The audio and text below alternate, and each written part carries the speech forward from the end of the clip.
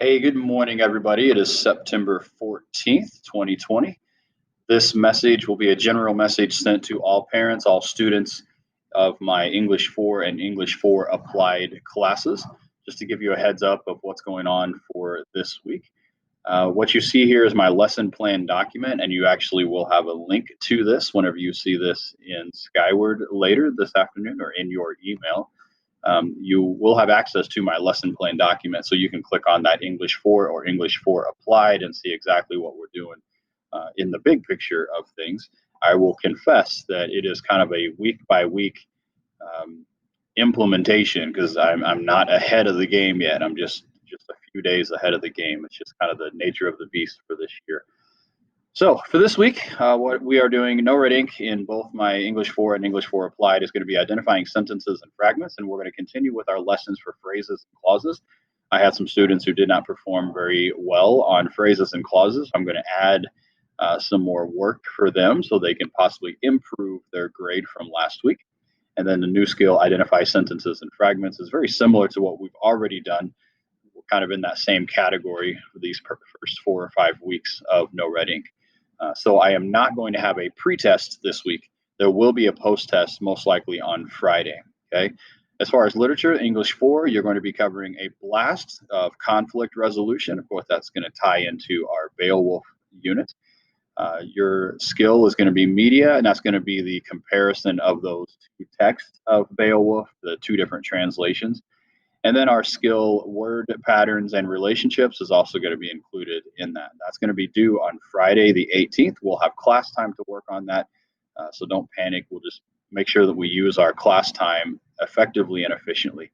For English 4 Applied, you are also going to be working on Beowulf a little bit, but I needed to give you the intro piece for that, and that's the medieval period. So there's a study sync assignment called Literary Focus, the medieval period. And then you're also going to get one of the readings. You're going to get the Beowulf, a graphic novel. That's going to be due on Thursday, September 17th, by the end of the day. That's a beautiful bell. And the reason that that is a little bit sooner is because we're going to devote our time in class to get that done together. Okay. And then as far as writing, there's a little bit of writing that goes along with the study sync assignments, but we're not currently working on an essay at this time. So with that in mind, that's all of the content that I needed to go over for this upcoming week. But I do want to give you a reminder. Make sure that you are checking Gradebook, and for all students, even if you are a remote student, remember the general expectation in class is that we meet together at the same time every day. So follow your English schedule, whatever your English time is, whether that's an A schedule, a B schedule, or the Friday remote schedule. I am trying to create a set of good habits within my students and honor their time commitments and be in class together at the same time. Now, it is rare. This past Friday, I did not have everyone at the same time. My students were not required to meet all together, but they knew that going into Friday that was going to be a rare occurrence. So most likely this upcoming Friday, we will all be together. So I need everyone to understand everyone's together at the same time, doing the same work, the same expectations. The due dates are posted. They're posted here. They're posted inside the assignments. Sometimes the assignments are allowed to be turned in late because I do allow for some amount of problem solving kinds of situations. So if you have internet issues or if you just have scheduling conflicts, whatever the situation is, but within reason, I do turn those assignments off or at least offer some kind of a consequence for turning assignments in late. Now, remember, you all are seniors, so the expectations are maybe a little bit higher than they would be for eighth graders and freshmen who are just trying to figure things out. You guys have one step out the door, and you're going to be held to a higher standard, whether that's your time commitments or your work requirements.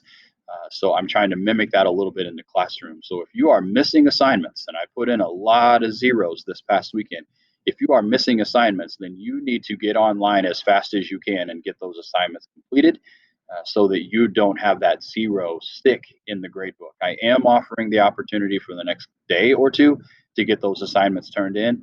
But eventually, if you don't get those turned in, they will stay a zero because within reason, if you have internet issues or you have scheduling conflicts, within reason, honestly, is about a day or two. The problem I have though is I have had very few communications from you to let me know if you are having problems. Remember, you can use Remind as one of those communication tools also. So there are ways to get a hold of me. You can use Remind, you can use email, you can use Google Classroom, the messages inside there. So there's going to be some announcements. Um, I'm going to I'm going to go ahead and stop this recording at this time. So and post this.